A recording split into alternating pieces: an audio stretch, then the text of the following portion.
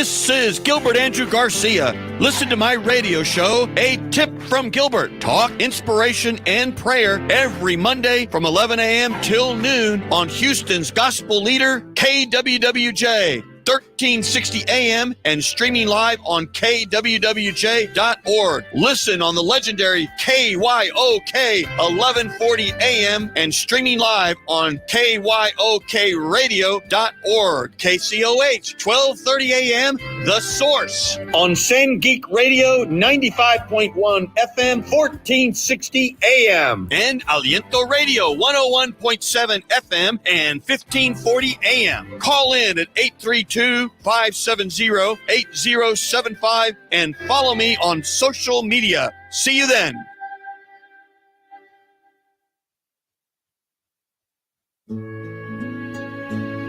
All right, Houston, here we go. Another episode of A Tip from Gilbert, Talk, Inspiration, and Prayer. And we just heard my lead-in, and this is a Catholic hymn. And, of course, it's one of those hymns that we use right before we get the Eucharist. It's one of my favorites. We'll play it in its entirety at the end. I'm going to let it fade in, though, Mr. Producer, as I begin to introduce my guest. And, of course, this is called I Am the Bread of Life. Oh, did you cut me off there? Let it fade. No, let's put it back on if you don't mind. I am the bread of life. He who comes to me shall not hunger. He who believes in me shall not thirst. No one can come to me unless the Father draw him. And I will raise him up, and I will raise him up, and I will raise him up on the last day. It's a beautiful song. And it was written by a Catholic teacher, apparently in like 1927. But we have Councilman Michael Kubosh with us today. Councilman, welcome here. It's good to be here. I'm always excited to talk to people on the radio and the listeners. And I'm hoping someone will call in and give us some good questions. Well, there you go. I hope they will, because you know what? They always do. They do. It's amazing. It's a wonderful thing. But, I got to tell you, I've known you a little bit. We've never gotten to be like really close friends, but I know you. And let me ask you something. You just got to be loving being Michael Kubosh on City Council, right? I mean, come on. You love being Michael Kubosh on City Council, don't you? Yes. I ran as an outsider. You're having a blast. Yeah, I ran as an outsider. I said, look, I'm an outsider. Put me on the inside, and I'll tell you what's really going on at City Hall. And does it ever amaze you that what goes on at City Hall? Do you ever say sometimes, like, I just can't believe it? Or is it now in a smooth pattern? I'm still in my just can't believe it mode. It's amazing. Some of the things that will be said at council chambers, and it sometimes seems a little redundant. Seems like a repeat of the last council meeting. Oh my goodness! I want to talk all about it. Before we do that, we already have a caller. Do we have a caller? Is there a Miss Judy on the line? Yes, it is. Gilbert, this is Judy Falston Stafford. How you doing? Well, Judy, how are you? You have me today, Gilbert Garcia, Tip from Gilbert, Talk, Inspiration, Prayer, and Councilman Michael Kubosh. Yes, hi, Councilman. How you doing? This is Judy. I'm doing fine, Judy. It's good to hear your voice. Yes. What you got for us, Judy? Well, Gilbert, I wanted to just mention to your audience and you let them know about the second annual Bakers Guild Awards. Oh, yes. Friday. Yes. And you're going to be the guest speaker. Oh, I can't wait. And for those of you who don't recall, we've had Chef Willie on the show a couple of times. What a great gem he is, and what a Houston treasure. And you know what? What a good chef. What a great chef. Tell us a little bit about it again, if you don't mind. Where is it? What time? And if people want to go, it's not too late. Tell them what to do. Yes, it's going to be held this Friday, the 3rd of February. And it's going to be at the Big Brothers, Big Sisters, downtown Houston on Washington Avenue. And it's going to be an evening of awards given to bakers. That is so beautiful. But, just to tell you a little bit, you mentioned how great Chef Willie is. A lot of people really don't know all of the things that Chef Willie does in the community. He feeds the Big Brothers, Big Sisters kids for free. Is that right? He does it 3 times a week. Holy cow. And this week, in celebration of Black History Month, University of Houston is featuring him as the chef. No kidding. Yes, he's going to be feeding over 300 students. Wow. I'm so glad you told me that. I did not know that, but I'm so glad you told me, because, you can't help but when you're around him, He's got this big heart of gold. He's just a sweet, nice, wonderful guy. You just can't help but like him. And he's a really great chef. I love his food. I love that the little chicken skewer he's got with, I don't know what kind of sauce that is. Whatever that is, I'm like, want some right now, Judy. It's just so damn good. Can I say that on the radio, Councilman? I don't know. I take that back. Nobody heard that. Producer, you're supposed to bleep that out. You're supposed to bleep that out. But going back, Judy, no, that's super good. But Gilbert, he's also considered a celebrity chef. He does work for Orlando Roberts, the football player, the NFL player, DJ Boyce, and his daughter is the one who has the face on Blue Bear ice cream. No kidding. Wow. Yes. And of course he cooks for you. He cooks for me. And one of the new celebrities that he's been cooking for is 50 Cent. 50 Cent. Come on. Come on. I want to know what 50 Cent eats. Don't you want? I mean, I've been sitting here wondering, Councilman, what does 50 Cent eat on the weekend? Wow. Well, no, that is such a great thing, Judy. Big brothers, big sisters, they do so much work. And I've got to give, it's not the same thing, but it's in the same vein. I know that the councilman and his wife do so much for foster children. Yeah. And I want to talk about it because you don't, look, you're a good man. You don't wear that on your sleeve, but you know what? People need to know because it says a lot about you and your family, Councilman, and how you help people. So we're going to come to that right after Judy because I think you should talk about it. But that Big Brothers Big Sisters, one of my partners is a big brother, and of course I went to the event and I was one of the guys that raised money, and we had Lance McCullough Jr., the great baseball player at my house. What a gem he is, and he raised money for Big Brothers Big Sisters. So they're a great organization. It really, really is. Well, one more time, tell us when and what time and everything else. Okay, but can I tell you just a little bit of some of the awards that's going to be given out that evening? Okay, he has 2 prestigious awards that's going to be given to Chef Kayla Peterson and then Chef Elizabeth Hale. But some of the awards is Pastry Chef of the Year. Ooh. He's got several Best Cake Supply Store. Oh, my God, that sounds good. Best Home Baker nominee, Cake Artist of the Year, Best Local Bakery, Caterer of the Year. Woo! Chef of the Year, Chef of the Year, then the Event Planner of the Year, and the Blogger of the Year, for chefs. Yep. And the Specialty Dessert of the Year. Those are some of the awards that's going to be given out there. Wow. Give a round of applause, studio audience. You know what? Yeah, I got to talk to Chef because maybe we need to add like the flan of the year and the pan dulce of the year. And we got to get the enchiladas of the year. But no, that's for another show there. But more than anything, Gilbert, I know Chef Willie is so excited about hearing your speech that you're going to do that evening. You're such a great motivator. I mean, just your story alone. If you just tell your story that evening, I'm not sure if you have a special message, but if you just tell your story of the evening, I think people will live there feeling like they can be like as successful as you. Well, that's so nice of you to say. But it's true. Well, it's really true. I appreciate it. At the end of the day, the divine inspiration will enter me. And we'll look at the audience, and that's how it all comes from. And, of course, I just want to say great things about Chef Willie because he is a Houston jewel. So, Judy Foster, thank you for calling into the show. Okay, thank you. And I hope you call it again. All you do. Thank you, madam. And Houston, 832-570-8075. Feel free to talk to Councilman Kubosh. I know there's another caller there, but before I go to you, actually, it looks like there's 2 now. Before we call those callers, before we let in those callers, I see them both. I just want to ask the councilman, talk a little bit about foster children and just tell us quickly, Houston, what do you and your wife do? Well, for years, I managed 2 child care facilities. I was a state licensed child care administrator, and I got into it because I realized that these homes needed somebody to help with the children. I had 47 foster children in 2 group homes. I had 6 in my own home, along with I adopted a child. So I've got all the bases covered. I'm an adopted parent, foster parent, a biological parent. Yep. I'm even a godfather. But in all seriousness, that is incredible, Councilman. Come on. And dealing with children. Is it hard? It's got to be hard. Well, it's a labor of love. It's heart-rending. It's very heart-rending when I still hear the voices of some of the little children. See, we're not able to track them once they leave our facility. we don't have their information and follow them, but I can hear them cry out to me whenever Child Protective Services came to get a little boy named Howard.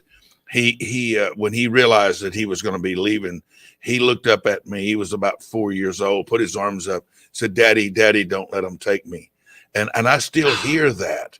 And the pain of hearing those cries sometimes. Some of the children stayed there for many years because their parental rights weren't terminated. And that's the problem. But one of the things, Gilbert, I've always said is if 1 in 100 men, women, families would take in a child, we wouldn't have a need for children's homes. Right. Because they could live with a family. And there's no substitute for a family. And that's what I provided these kids. And I'm grateful to God that I was able to do that. And it's been a very rewarding experience. Sometimes I hear Howard's voice. There's others that I hear.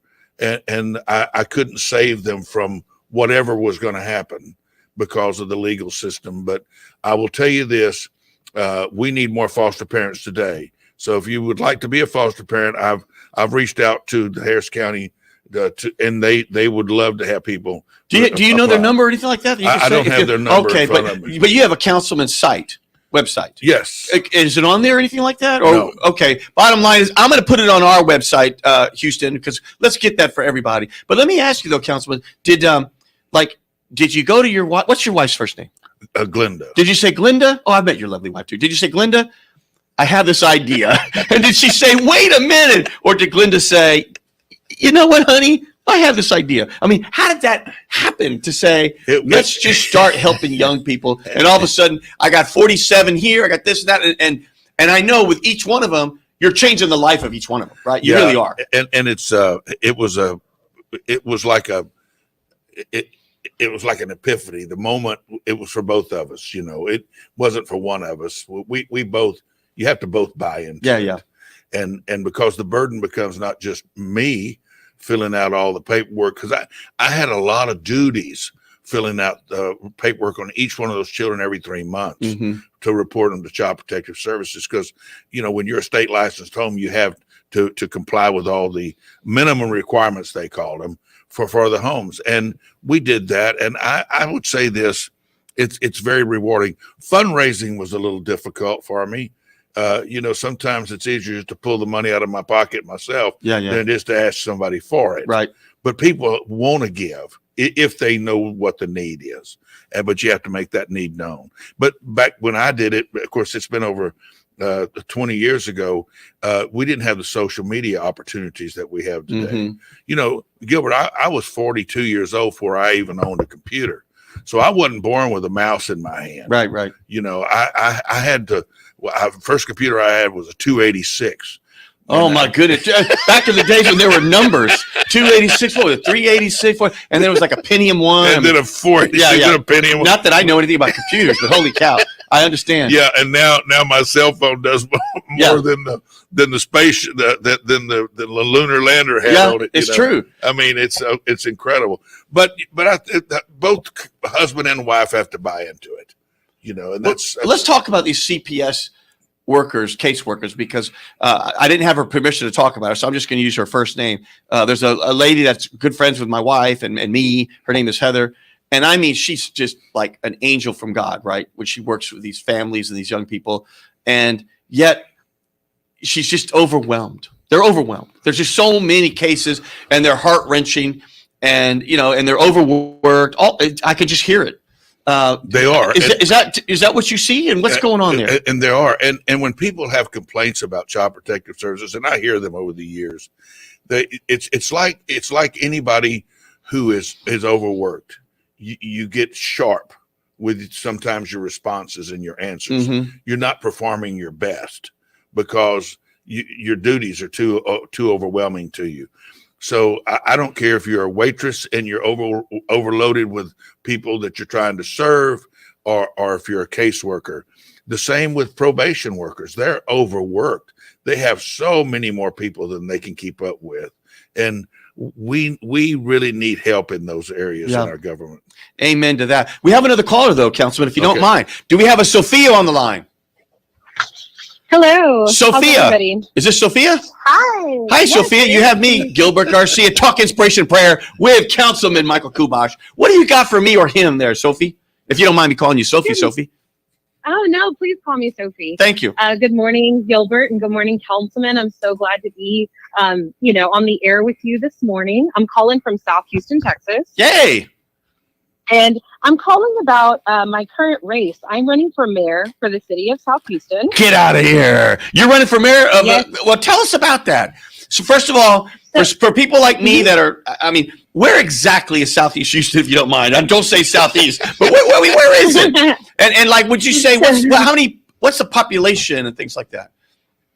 Population of South Houston is 17,000 residents. Okay. And we are located right in the middle of Houston and Pasadena, and so 45 South and exit 36, which is College Avenue. Yes. And we are about 5.5 miles in radius. I see. We're 2 precincts large. And 17,000, my wife comes from a city of about 8,000. So that's double my wife's population of where she grew up. So let me ask you this. Do you come from a political family, or did you just wake up one day and say, you know what, we can do better, I'm running for mayor? Yes, I woke up one day and I was like, I want to I'm so serious. I believe my family's not in politics. My family's ministers. So my grandparents and my parents are missionaries. My parents are actually in Hawaii right now. They're flying back today. My sister was out. My sister's a pastor, and so are my parents. Wow. And so I came from a family of service. So my parents taught me from a very young age, if you want to show people love and show community and respect to those around you, it starts with your neighbors in your neighborhood. And so my mom has always taught me that if you want to make a global impact, it starts in your home and it starts in your community. And so their idea of spreading love is the love of Christ. They want to save, they want to heal, they want to introduce people to the family of Christianity. And I love that for them. That's for me. Keep going. I want to bring basic amenities, because the way that Jesus worked is he never came to anybody with the message before he fed them. Jesus first entered the conversation or the room by meeting people's needs.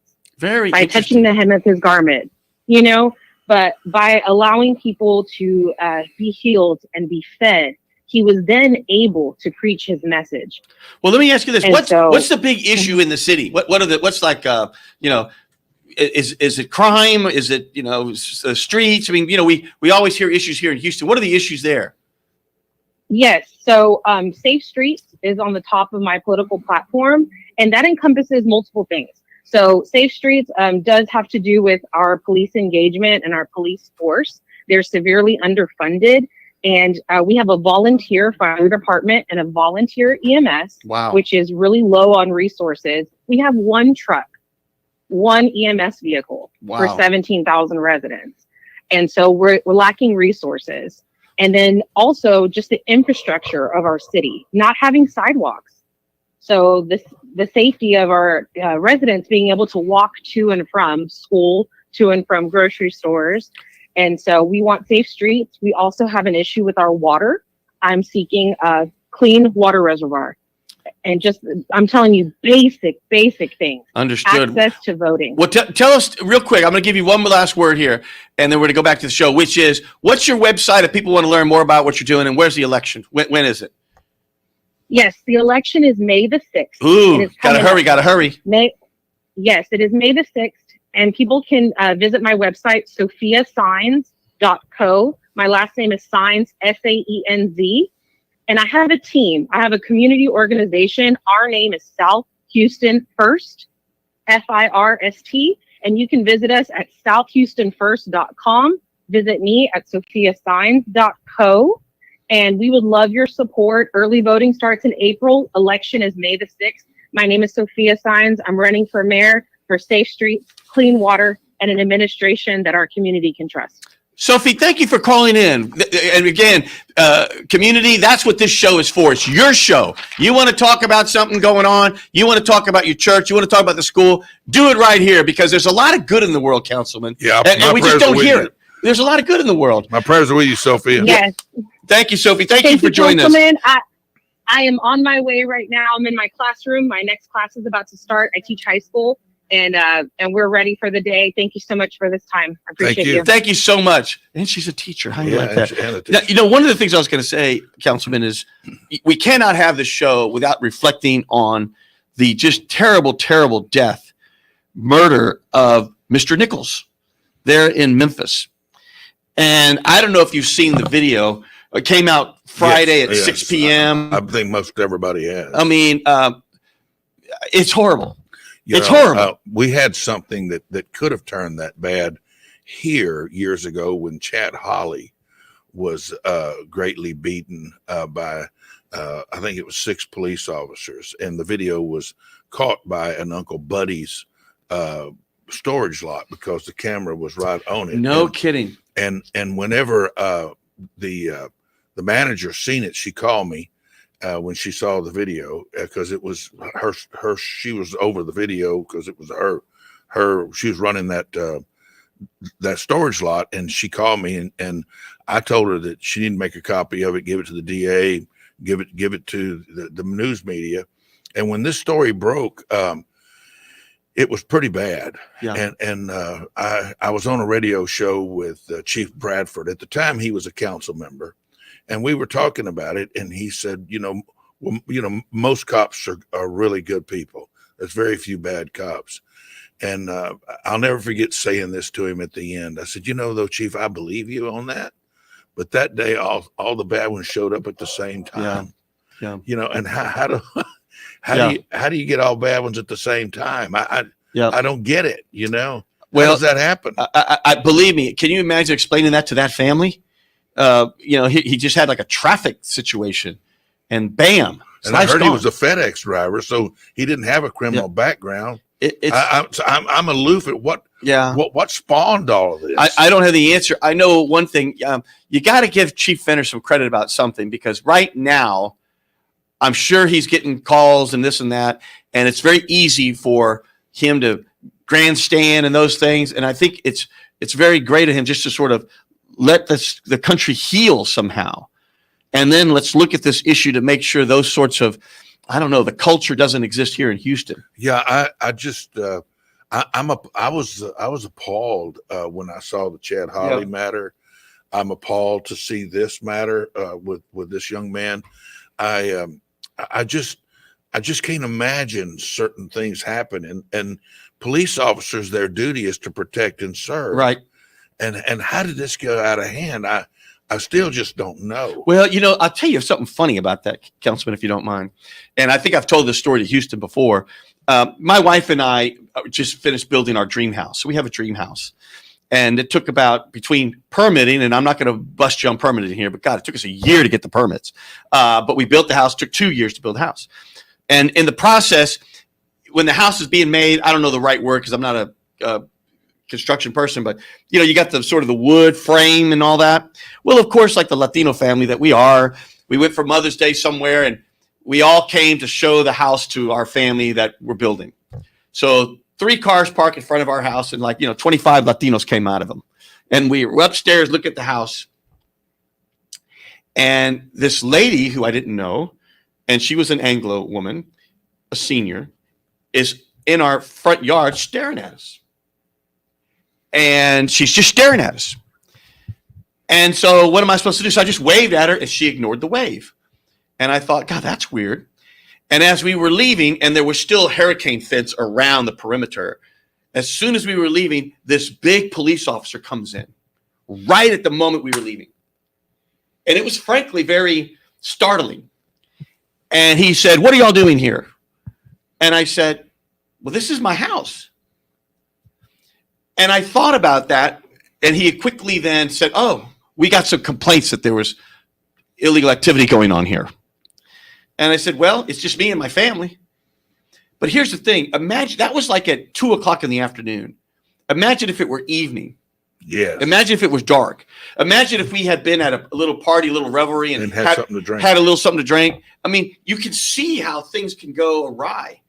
And so I guess the long and short of it is we all just need to love our fellow human beings and realize we're all the same before you're so quick to. They were just tasing him for so long after he had already been, I don't know the right word, knocked out from the electricity, but they were just tasing him. Just really brutal. Just brutal. I really can't, I can't understand what happens. I've read about what happens on police chases. You remember where they were trying to study why is it after they've chased somebody for 40 or 50 miles down all these streets, when they finally catch them, they just jump on them and beat them up. Well, I think that somehow or another their adrenaline gets high, and they take it personal, but they shouldn't take it personal. This is about us, the citizens, not them, the officer. Yeah. They're there to protect us, but I think they need to back up and realize that it's just not that serious. Yeah. Some of these things just aren't that serious. And they should just let the whole thing de-escalate. Let him sit in the car for a little while, just de-escalate, and then bring him out. And then there's no. Well, they already knew who he was. They had all his info, right? Yeah. I mean, just go to his house later. That's right. Hang that thought. Hold on to that thought. Let's go. What do we got next? Mr. Tyrone. Is Tyrone on the line? Yes, sir. Mr. Tyrone, you have me, Gilbert Garcia, with Councilman Michael Kubosh.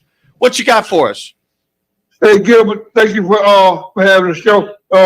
Councilman Kubosh, as you know that you are our Obi-Wan Kenobi, right? being the red light guy and all that. But Councilman Kubosh, he's Obi-Wan, and you know what? I'm young Luke. I'm young Luke. Follow the Force. No, I'm young Luke. He is Obi-Wan. Go ahead there, Tyrone. What do you got for him or me? Mr. Kubosh, Councilman Kubosh, you're our only hope. By now, you've heard of Northwood Manor, right? Yes. So I have. People in Northwood Manor, they need help, and so they say they came down to the city council, but I know we have to be careful what we ask for, but they really need help. They got a bunch of people men that don't pay taxes, don't provide services, and they just put in.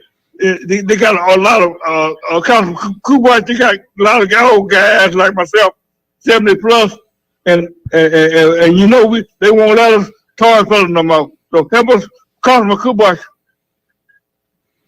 Yeah, I spoke to your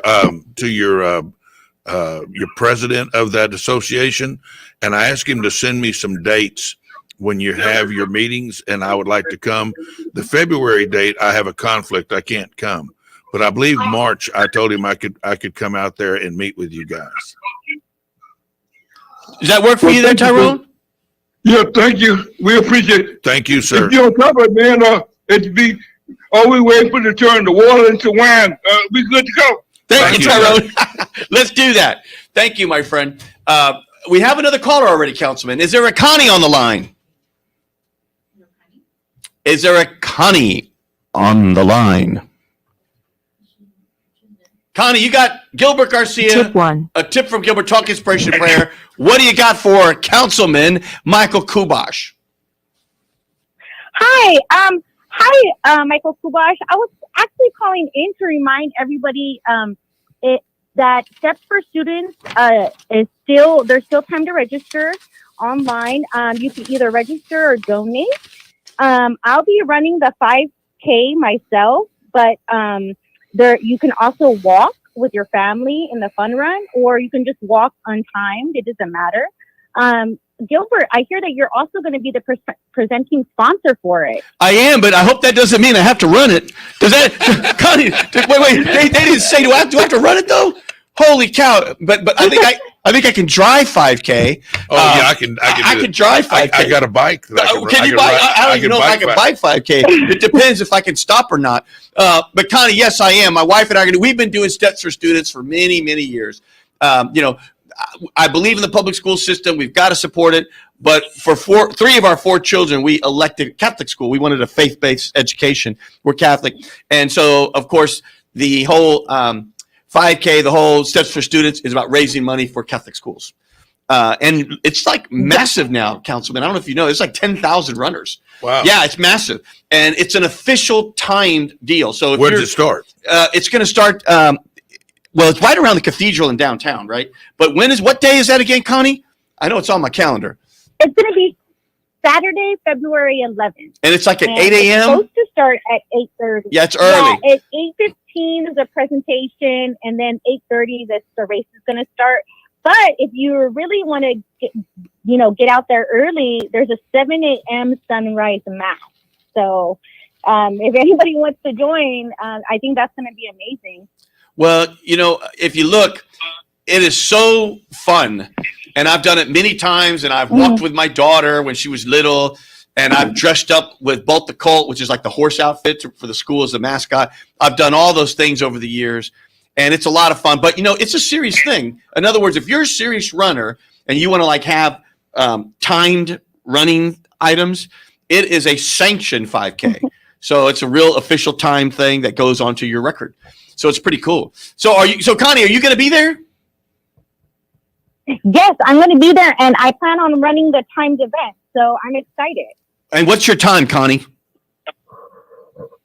Honestly, Councilman, did you catch that? Well, Councilman looked at me and I looked at him, and we just both heard Benny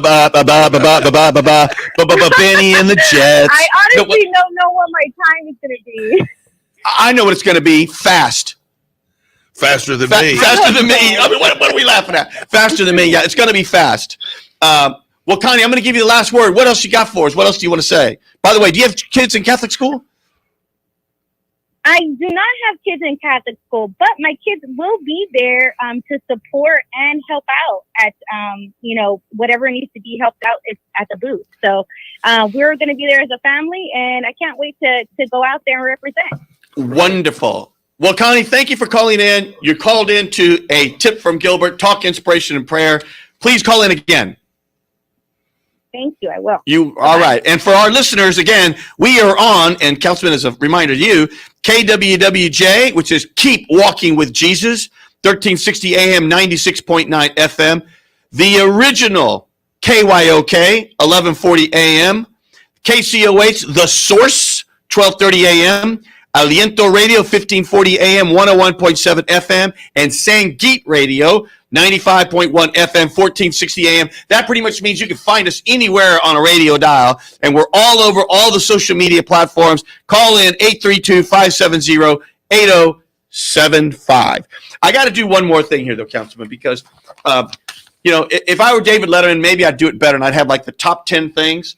But there's an article here, and I know, producer, you probably can't zoom in on it here, but if you could, it says here, George Santos, 11 most absurd lies and cons. And then it put in parentheses that we know about so far. This is the guy, the congressman from Long Island. Yes. And I mean, it's sort of like, who's paying attention? I mean, you could never get away with that here. He said his grandparents fled the Holocaust. So that was one of his first things. That his grandparents fled the Holocaust. And then they looked into it. Apparently, there's no sign of any, because he said he was Jewish and all these sorts of things. He's proud of his grandparents' stories, fleeing Hitler. He talked all about it when he was running for Congress. There's no sign. Here's a quote. There's no sign of Jewish or Ukrainian heritage and no indication of name changes along the way. There's no genealogy records indicate that his grandparents were born in Brazil, on and on and on. Another one he said is his mother died as a result of September 11th. Well, they claimed on his website that she was in her office in the South Tower, that she passed away a few years later when she lost her battle to cancer. So he talks all about that. But then they looked into it, and they discovered that she was some sort of importer, and she had nothing to do with that. She was not even there. Wow. That she was in Brazil on the day of the attacks. And here's another great one. I saw this one because I saw it on the news. They were interviewing some of these volleyball players from Baruch College. He said that he was graduated from Baruch College with degrees in economics and finance, and apparently he never attended that college. But he said that he was a star of the Baruch volleyball team. Wow. But he never played volleyball. So, I mean, a star in his own mind. Yeah. I mean, can you believe? I guess it just goes to show you, I don't know what it goes to show you. It could show you that people believe anything. It could show you that anyone could believe anything themselves. But at the end of the day, he's a member of the United States Congress. And I hope he votes well, right, for people. It's crazy. It's crazy. I don't understand how they could live those lives. Right? I mean, and how does people look at him in the Congress and say, you're crazy. I mean, You see, back 20 to 30 years ago, you'd have never been able to verify any of this. Well, that's right. You wouldn't have the access electronically to look at things. That's right. So perhaps he'd been telling this story a long time, and it morphed into what he really believed. You tell a lie so many times, you start believing the lie yourself. Yeah, that's right. I think you could even pass a lie detector test if you keep telling the same lie for 30 years. Because you believe it. Because you believe it. And it was your story. Yeah, that's very interesting for you to say that. I'm going to go into an issue, and this is not a cheap shot, okay? Okay. I mean it. Can I say it? Sure. Okay. Tell me about the whole red light camera thing. Why did we get behind the red light camera thing back in the early 90s? Now you don't mind talking about it, do you? No, because I don't know enough about it. In the mid 90s, we realized that the red light cameras were up in San Diego, and we went to San Diego and we met with some of the opponents of the red light camera system, and we realized that what they were doing was shortening the caution light so that people would get a ticket. They were trapping you, kind of. Yes. And so they're not about safety. They were about revenue gathering. And so as a result of that, we said, man, if they ever come to Texas, we called them RoboCops, that they were going to basically do away with our industry because there's civil cases, not criminal. Right now, if you get a traffic ticket, it's a criminal matter. Oh, is that right? Yes. And then because it's a criminal matter, you can hire a lawyer. And because it's a lawyer, they have to prove beyond a reasonable doubt that you did it. And you have a jury of 6 people. So you only need one person to keep you from being convicted of a traffic ticket. Right. So what happened was that they came to Texas. When they came to Texas, I went to council and I told Mayor White that if he was interested in putting them up, I knew he was, that if he does, that I'm going to challenge it and that they're just revenue gathering. I don't know how well you know Bill White, but he was not confrontational at all. So if you went to council and you acted up, he was a very calm, professional attorney.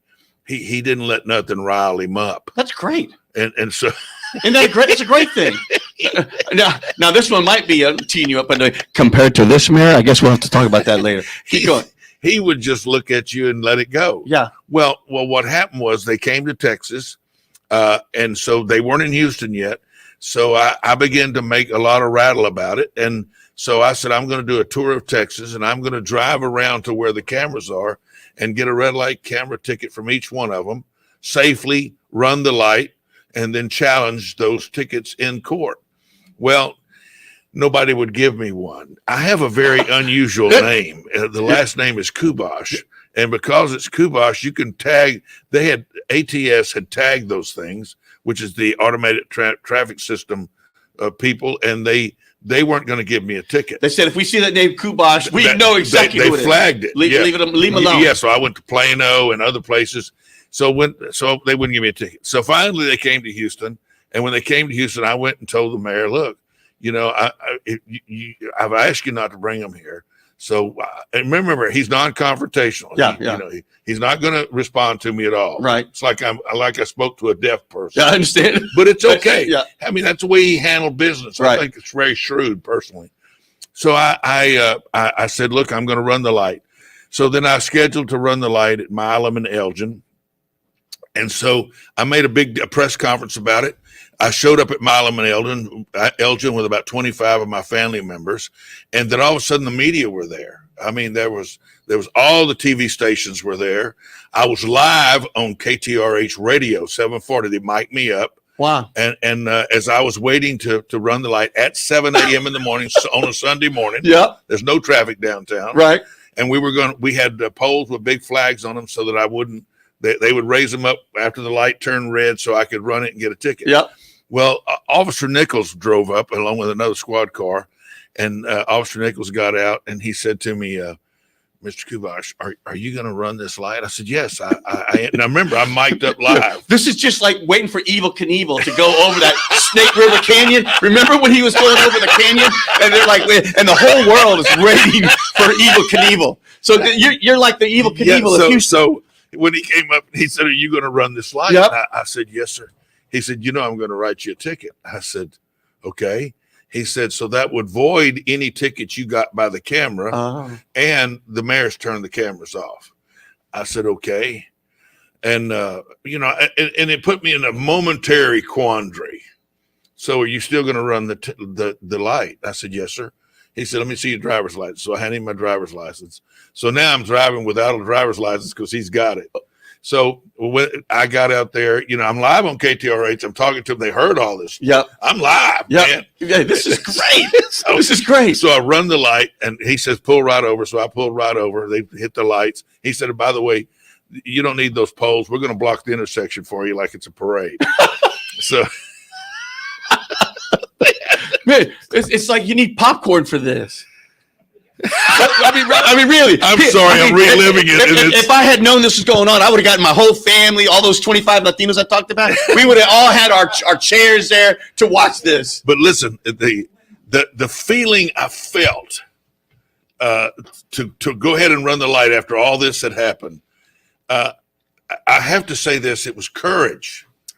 And I ran the light in civil disobedience, and I had to keep my word because I've already. So I ran the light. So I'm live on KTRH radio. The officer comes up. They can hear everything going on, And the officer says, he says to me, Mr. Kubosh, I need you to sign the ticket. Michael, don't you say anything to me, make me laugh.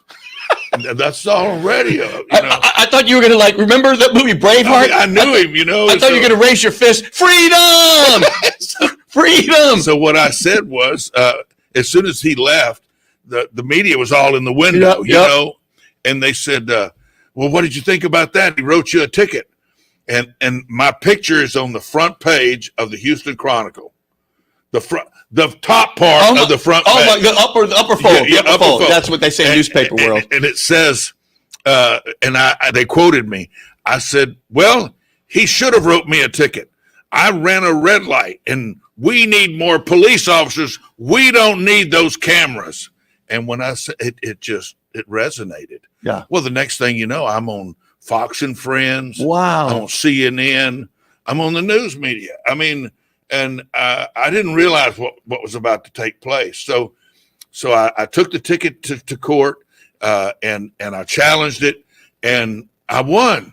The ticket was ruled unconstitutional because for you to prove that a video is a true and actual depiction of the events that took place at the time and place in question, and that's legal jargon, then somebody has to be there to testify in person or by affidavit that was a true and actual depiction of the events that took place at the time and place in question. Well, they couldn't do that. They can't do that. No, never. No, could never. But the federal judge says, well, tell you what, if y'all provide an affidavit in the future on the others, be sufficient.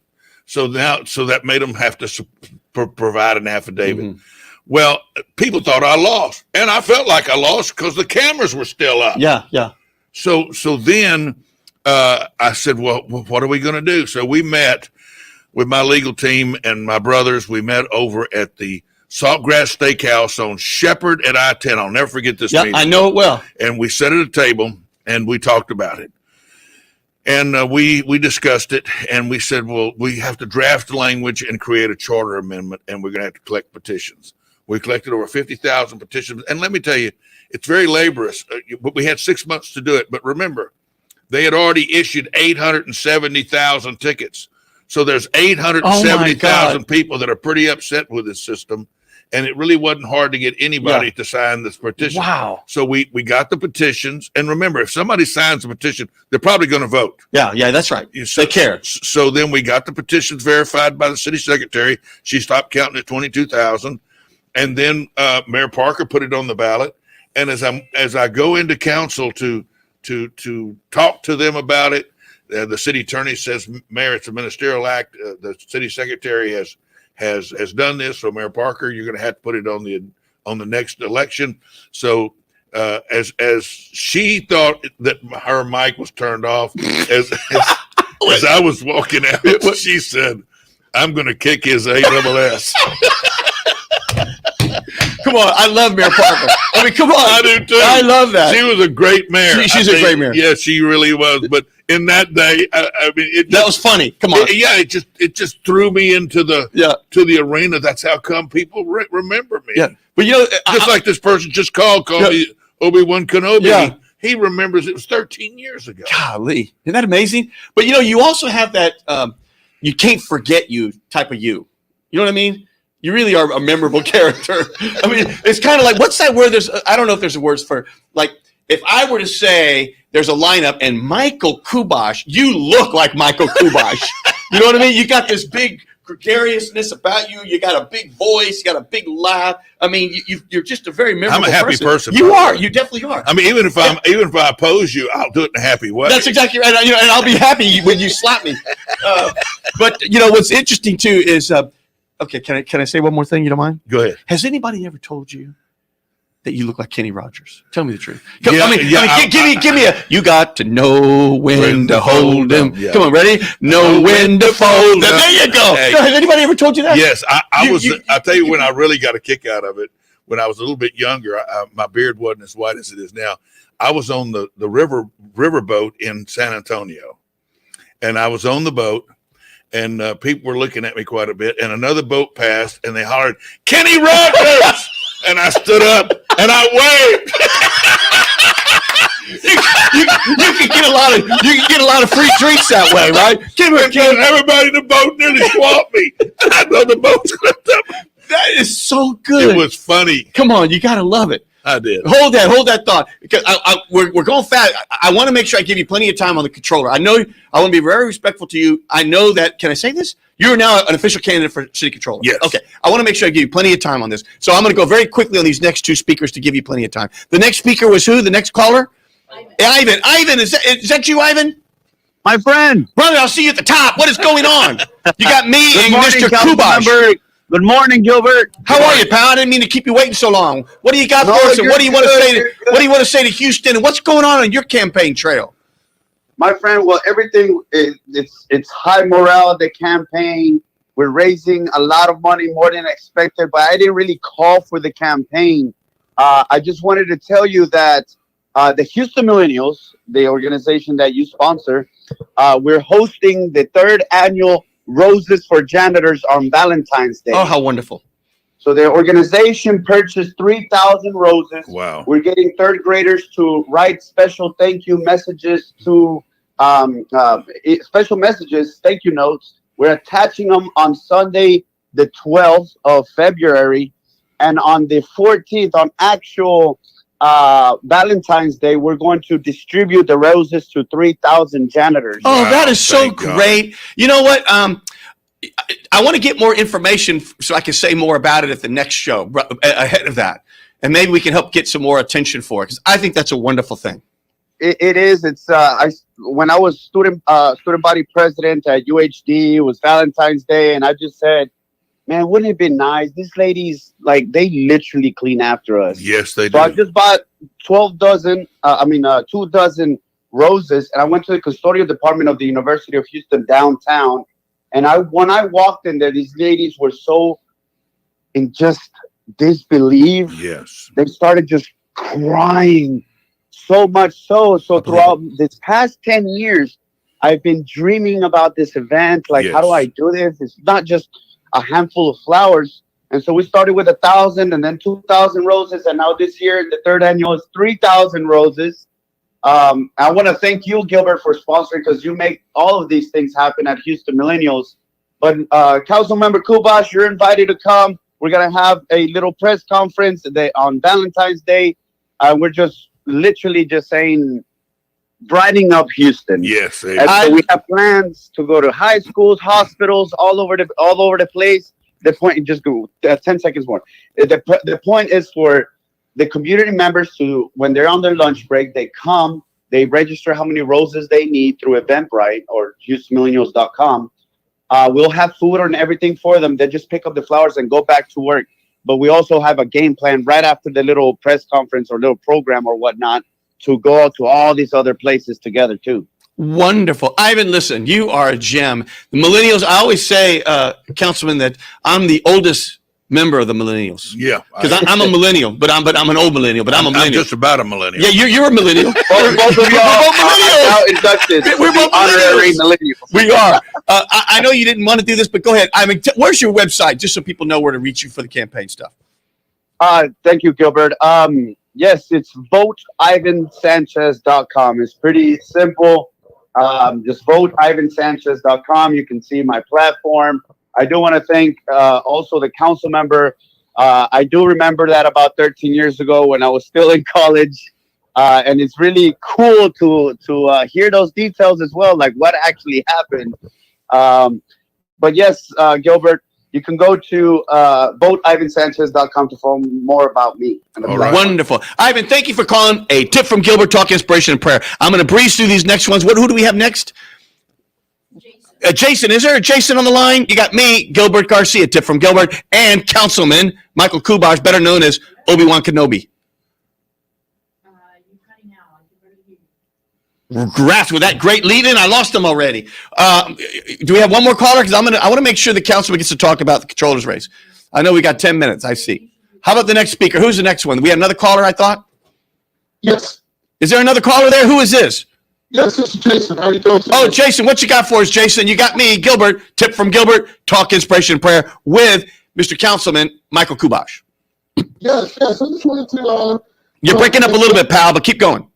Yes, I just wanted to thank Councilman Kubosh, especially for those red light cameras, getting those removed from the city. But I was looking up some information, and one of the things I did see was he also had a petition called Free to Give.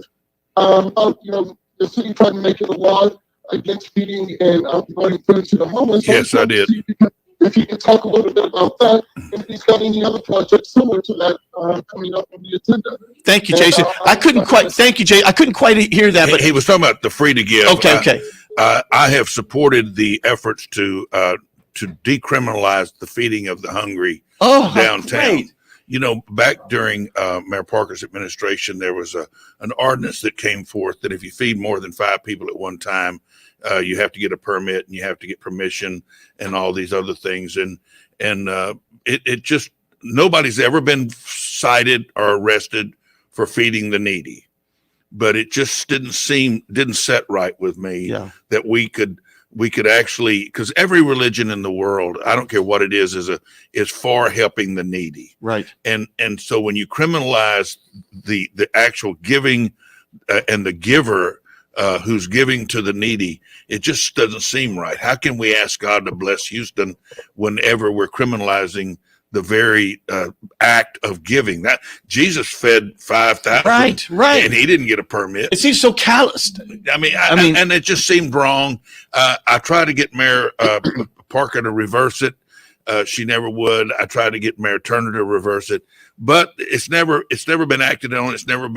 Nobody's ever gotten a ticket. But the fact that it's on the books just seems like a blemish to me. And if you're not going to enforce these ordinances, why have them? Why have them? Yeah. Real quick, is there a Jesse on the line? I'm trying to get through all these. If there's not, let's move on. Is there, what was the last word? Was it Rudy? Rudy? I can't hear you. Tip one. Jesse, are you there, Jess? Yes, sir, Gilbert. First of all, I want to thank you for, you know how to pick them, because Raquel Barjona, who was on your guest last week, was on Channel 2 News working out there in Pasadena Deer Park, picking up all the trash from the tornado. So come on. You know how to pick she got Miss Universe. Yes. Oh, no. I'm so sorry. Wait a minute. I apologize. You mean the wonderful construction contractor. She is one of the leading female-owned, period, developers in Texas. She's young. She's lovely. Though, thank you for that. No, she's unbelievable. And she's an incredible success story. But you tell me, what do you got, though? No, I was going to ask Kubosh, what about the firefighter situation? That's been going on and on and on. I got 2 brother-in-laws that are firefighters and a lot of friends, and and what's going to happen with them with our firefighters coming up. Thank you. Thank you. Thank you, Jed. And when you talk about going on and on and on, you know what I hear? Wasted taxpayer money, wasted taxpayer money, wasted taxpayer money. You know, there's been lawsuits. Because we're on both sides of that lawsuit. Yeah, the lawsuit's up in at the Supreme Court. They're going to rule probably in April or May of this year, is what I understand. Also, many citizens weren't paying attention back a few years ago whenever I discovered that there was lawsuits filed against the firefighters who had died at the Southwest End fire, who were alive, and also by the city, and also on the estates of those who died for the medical care that we provided for them. And I was stunned when I seen it. I brought it up at council, and the mayor said we didn't do that. And so I had to do research into it, and I learned that it was true. I called Marty Langton with the union, and he didn't know about it. He found out, so he called a meeting of all those who had been sued by the city. Mr. Yarbrough, who's still alive, Iron Bill, his family, he lived the longest before he died, and his bill was over $2 million. Come on. There was a judgment against Mr. Yarbrough for $3 million. He's alive. And all of the other estates had a judgment of over $50,000. And I just couldn't believe it. And when I had the documents, it just startled me. And then I learned that it was because of the state law that if you get money from workman's compensation, right, and then you're supposed to reimburse that to whoever paid you. So the city was going after that money. To me, it just seemed egregious. And I wonder how many other people who've worked for the city and who've died in the service of the city and may have received workman's compensation and got some kind of a settlement that we're going after them as well. Gosh. So anyway, the mayor eventually did away with all of those judgments. He did it. It was quiet. It didn't make a big fanfare, but I was the one behind it. Amen. Concerning the firefighters, the mayor told me. I'm gonna give 10 seconds. I want to go to the controller, but keep going. 10 seconds. The mayor told me in the back office, along with other council members, when he met with us right after he was elected, he was wanting to change the pension plan. And he said, if the firefighters fight me in Austin, I'm going to give them the worst deal possible. And that's what he said.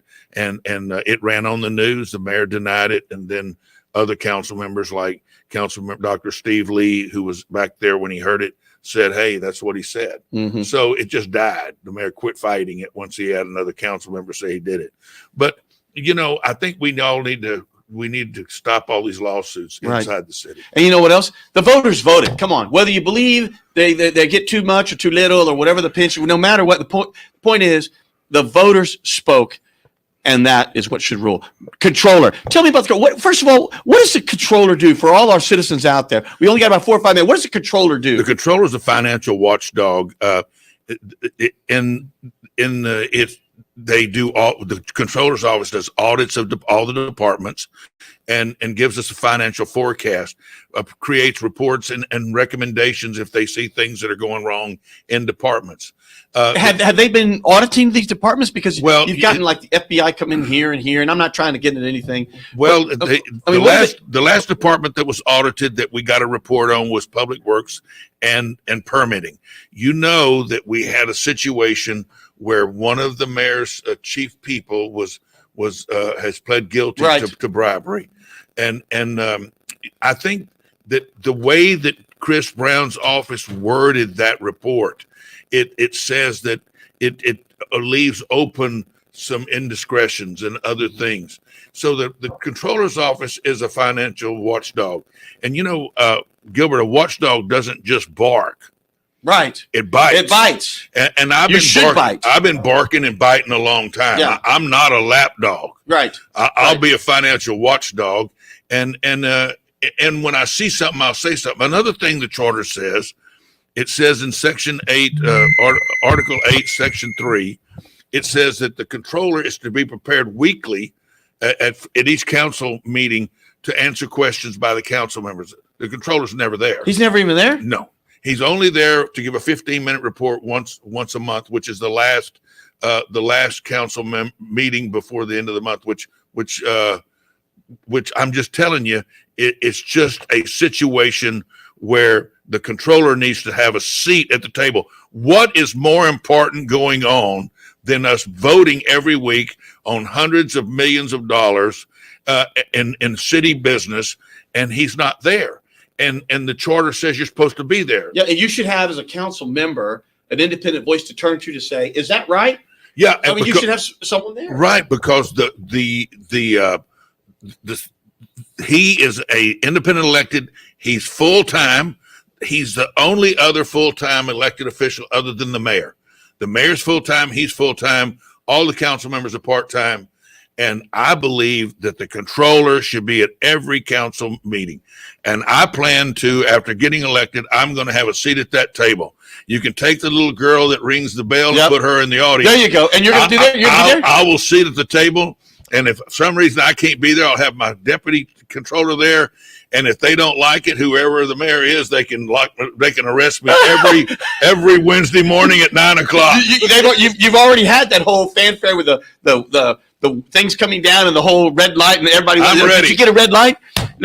I really want give us your website. What's going on? You have a fundraiser or what? Well, it's I'm having a fundraiser tomorrow night. There you go. It's going to be at La Griglia at 5:30 to 7. My website is Kubosh, Kubosh, for FOR controller.com. And I appreciate any support. You can donate online by credit card. You can sign up to work in my campaign. I just want to have an office. When I ran the first time, I want an office that responds to the people. When I ran the first time, Gilbert, I said, I'm an outsider. Put me on the inside, and I'll tell you what's really going on at City Hall. I've kept my word. It's not in my DNA to go alone to get along. Yeah, I'm not somebody that's going to be a lapdog. I'll be a watchdog, and I'll do everything I can for the protection of the citizens' finances. There's other things that I'll have to have, which is I believe that I will need a general counsel because I believe I'll start getting sued. It goes with territory. Yeah, I've got 55 employees, so I'll have to make sure I've got one of them to be a general counsel and another one to be a CPA, somebody can help me to navigate, like yourself, to manage all of these bond sales we're going to have. I think go ahead. Let's key up the music. We got about one more minute on radio. We're not going to be able to take any more calls. We will be on social media after that for a few minutes. Councilman Michael Kubosh running for controller. Really good human being, though. Away from all that, when you think about all the incredible things that he and his lovely wife do to help young kids who are the most vulnerable in society. Councilman Kubosh, as we hear this beautiful song, the last word is yours. I think it's important that we understand that the first duty of government is for the protection of its citizens. And that means even at a traffic stop, whether or not, and that means that you shouldn't have to be taxed out of your house, shouldn't have to have outrageous water bills. I think we need to make sure that the citizens are protected. Amen. I think, let me know, producer, when we're off radio. We are off radio. We're now on social media. We're going to have another 3 or 4 minutes, and I'm just going to maybe ask the councilman to repeat a few things just for his own, to get the word out. But, Councilman, you have been a real joy and a pleasure to have on the show. You know, there's that old show. Thank you, studio audience. Remember that old show, Carol Burnett? Yes. Okay, remember Carol Burnett? At the end, they would sing that song, I'm so glad we had this time together, just to have a laugh and sing a song. And just before you know it, comes a time to say, so long. Can you believe we've been on an hour? It's hard to believe. It's hard to believe, right? And you thought for sure, like, golly, what are we going to talk for an hour about? Well, I've been on radio a few times, and I know that the clock seems to speed up on the radio. Doesn't it? I think the earth turns faster. Doesn't it? Well, you know what? Part of it is you. Because you're very open. You're, what's the right word? You're an open book. People can ask you whatever they want, and you're going to answer. And I think that's part of it. So I really appreciate you and you doing that and being that way as a guest on the show. And so, again, as a reminder for everyone in social media, we always start at 11 sharp. We end at 12. I always like to have a theme of some sort because it is called A Tip from Gilbert, talk, inspiration, and prayer. And so we want to make sure we get a little bit of that in there because more than ever, and these days of children looking at schools and seeing kids killed all the time and seeing all these senseless killings and people getting beat up and all this war in Ukraine, more than ever, people are questioning their faith. And more than ever, we have to hug these young kids and to get them through it. They just had a time with COVID. They couldn't see their friends for 2 years. Imagine what goes on in their minds and as that shapes them in their lives.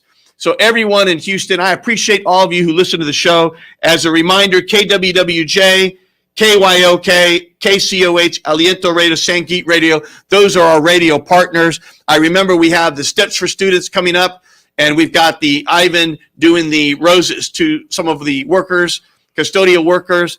And then again, Mr. Kubosh, who is now running for city controller. You got to give him a lot of credit because, getting into the arena like that and continuing to serve at even higher levels, it's really an incredible thing because it's a lot of work. And sometimes it can be thankless work.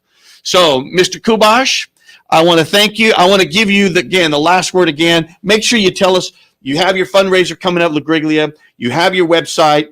And if you want to throw in, what are the one or two issues about the controller's office, it's all you. I believe that the controller and you can look right into the camera. I believe the controller should be present at the council table every week according to the charter. The charter says in Article 8, Section 3, that the controller should be prepared weekly. And for some reason, if I personally can't appear, I should have my deputy controller there to answer questions that council has an independent voice, because the controller answers to the people and not to the mayor. I tell the mayors, all of them, I've told this, that I don't work for the mayor. I work for the people. I serve the people. The people gave me a voice, a vote, and a seat at the table. And if I have a voice, a vote, and a seat at the table, then the people should have a voice, a vote, and a seat at the table. Thank you very much. Welcome. Thank you very much, Houston. This is Gilbert Andrew Garcia saying we'll see you next time. This is Gilbert Andrew Garcia. Listen to my radio show, A Tip from Gilbert. Talk, inspiration, and prayer every Monday from 11 a.m. till noon on Houston's gospel leader, KWWJ. 1360 AM and streaming live on kwwj.org. Listen on the legendary KYOK 1140 AM and streaming live on kyokradio.org. KCOH 1230 AM, The Source on Sangeet Radio 95.1 FM 1460 AM and Aliento Radio 101.7 FM and 1540 AM. Call in at 832-570-8075 and follow me on social media. See you then.